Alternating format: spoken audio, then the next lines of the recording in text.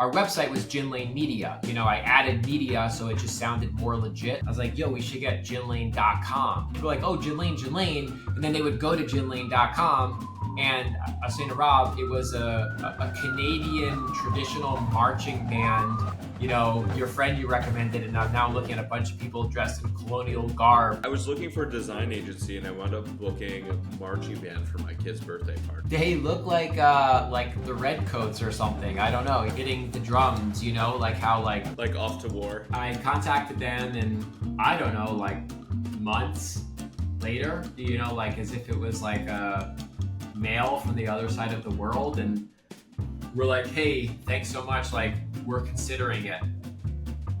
And I was like, okay. And then they wrote back and they're like, we've agreed to do it, we're working on a price, something like $3,333.33. It was like 3 members, and they wanted to split it all ways evenly, and they wanted to choose a number that would make sense to split it. But are you still master of your domain? Hi everyone, welcome back to another episode of Master of Your Domain, where we talk with amazing founders about their brand and domain stories. Today I'm happy to have with us Emmett Shine. Emmett is the co-founder of Pattern Brands and Little Plains. They acquire and grow a portfolio of home life brands and businesses. He's previously the founder and president of Gin Lane, a creative agency. Emmett, welcome to the big time, as they say. Yeah, excited to be here, Rob. Thanks for having me, and for everyone listening in. Yes, that includes my mom and probably my wife, many others tuning in as well.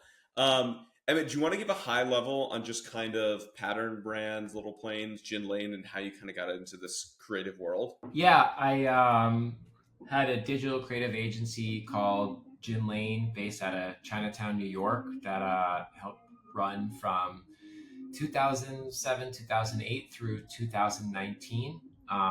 We helped build, launch, grow brands like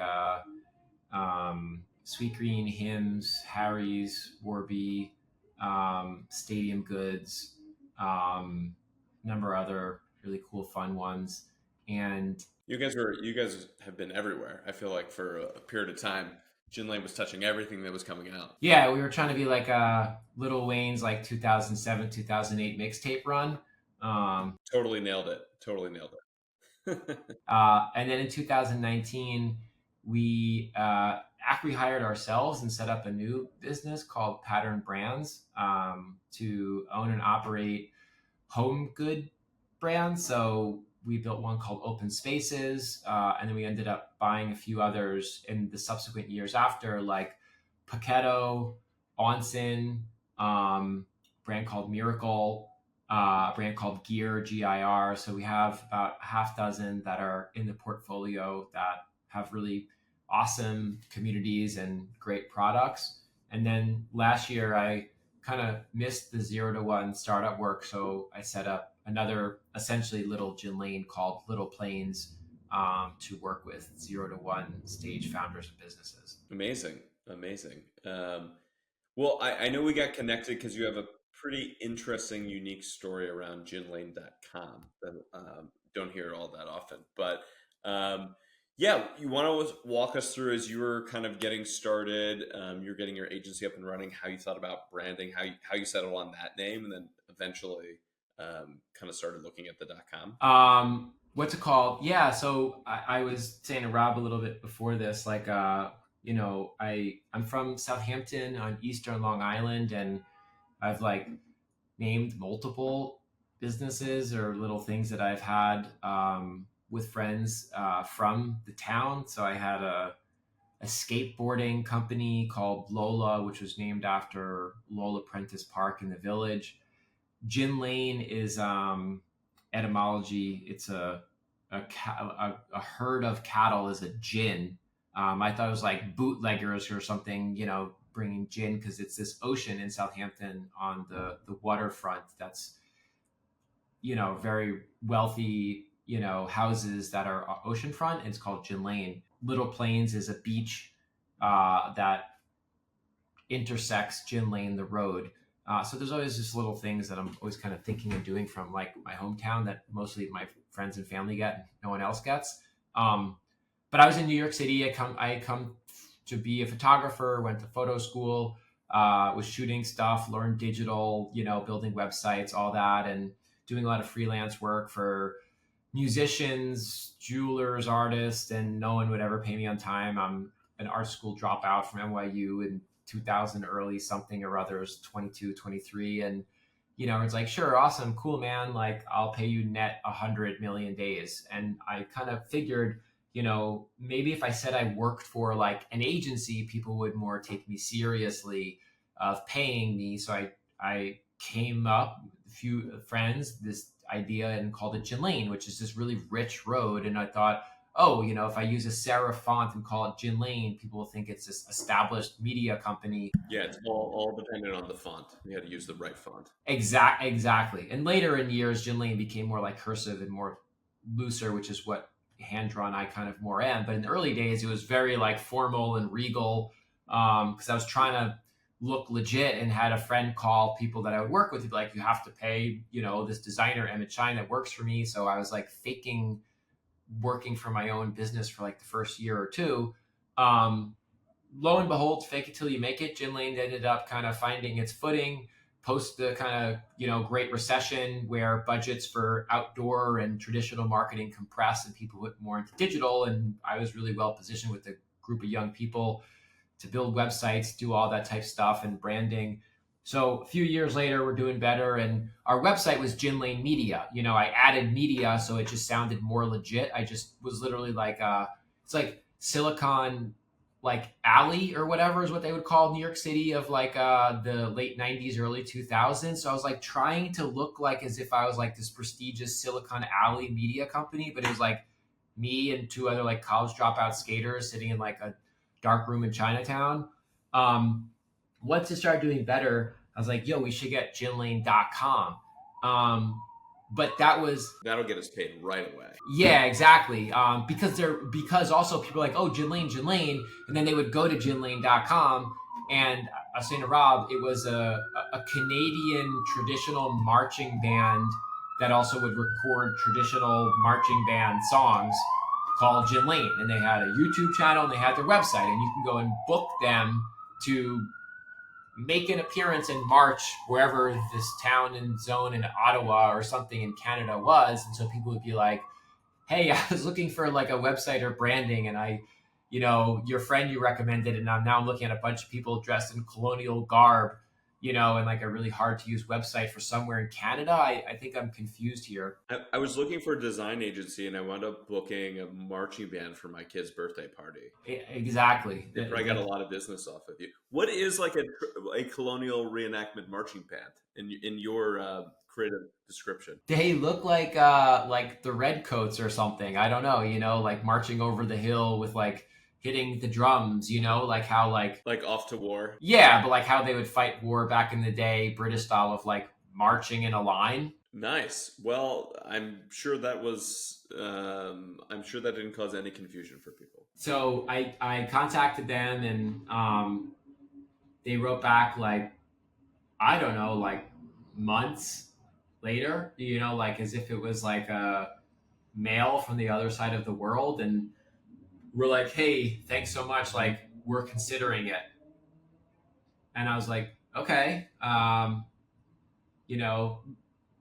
Wrote back, didn't hear back for months. And they're like, hello, Emmett, we're making good progress. They're going through all the levels of approvals needed in order to.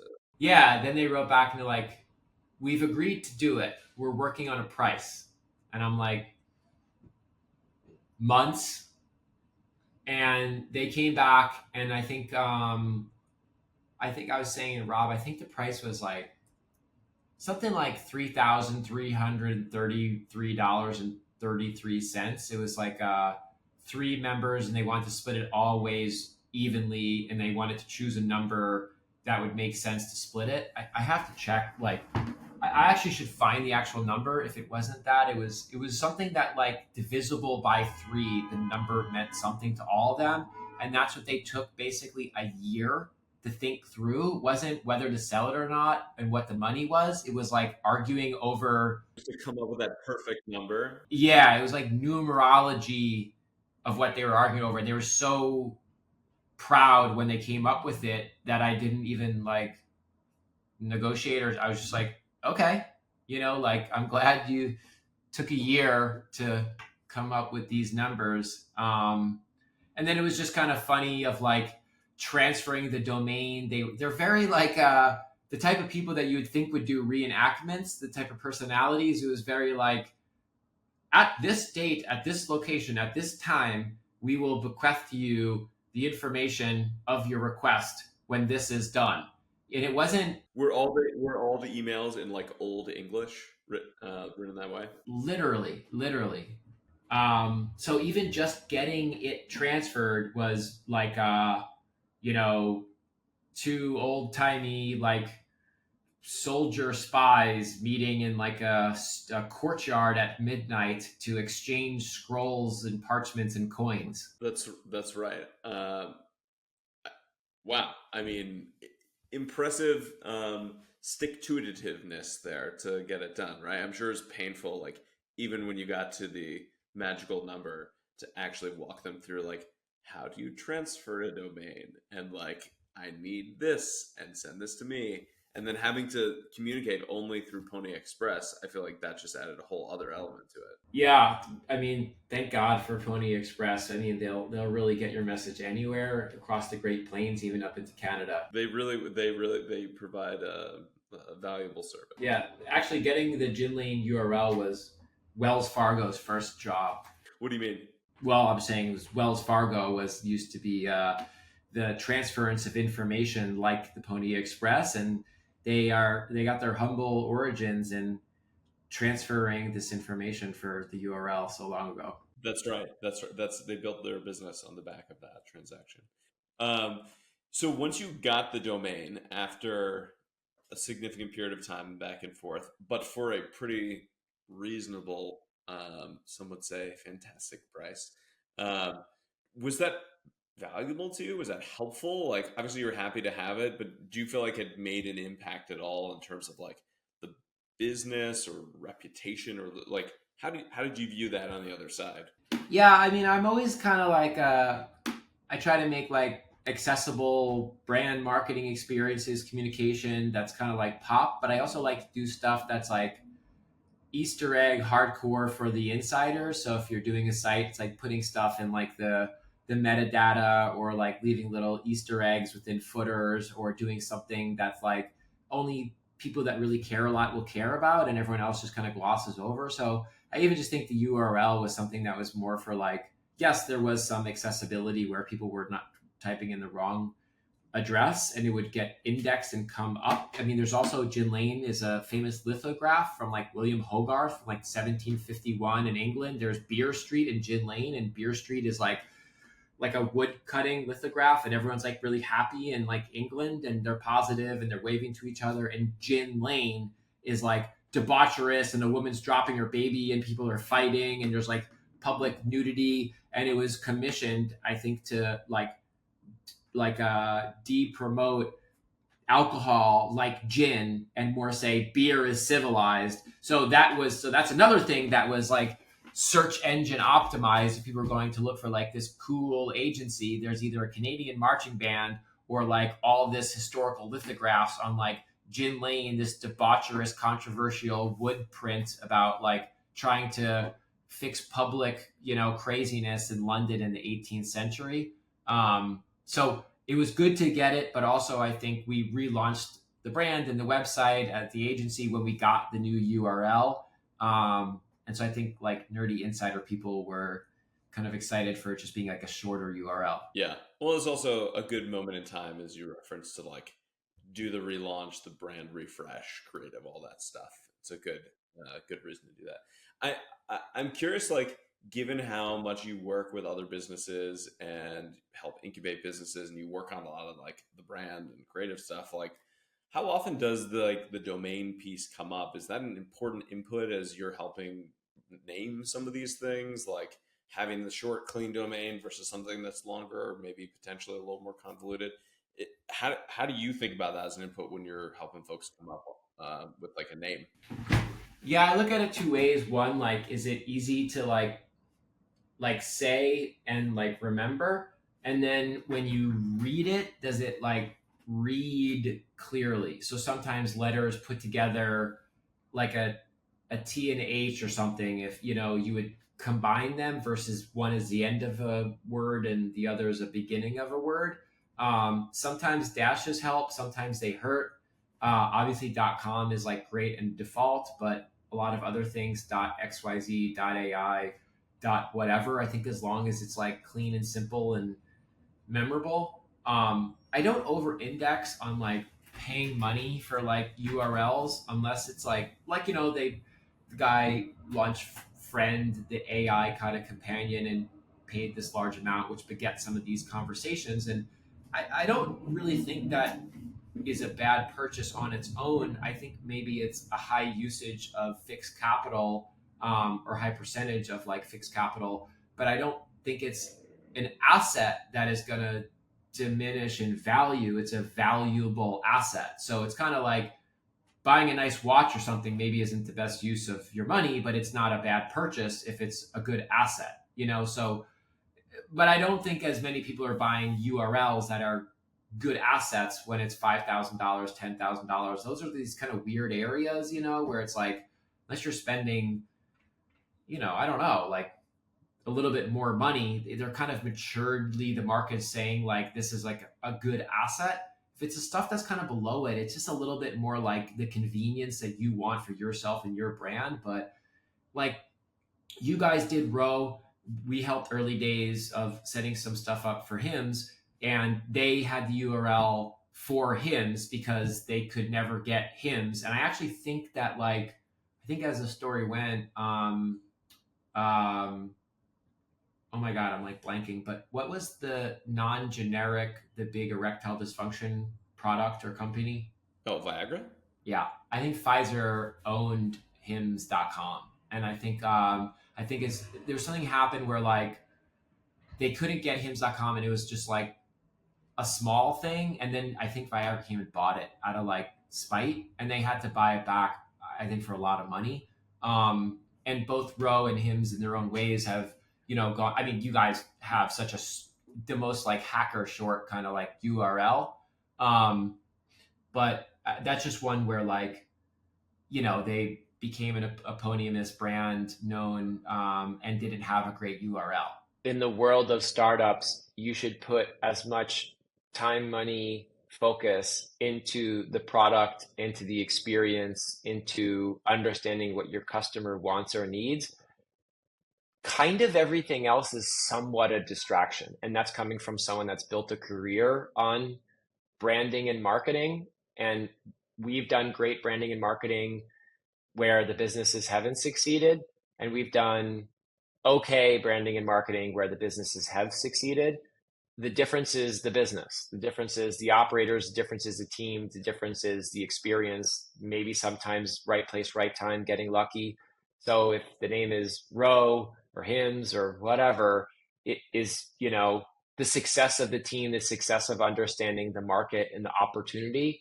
So I think naming is important. Branding is important. URLs are important.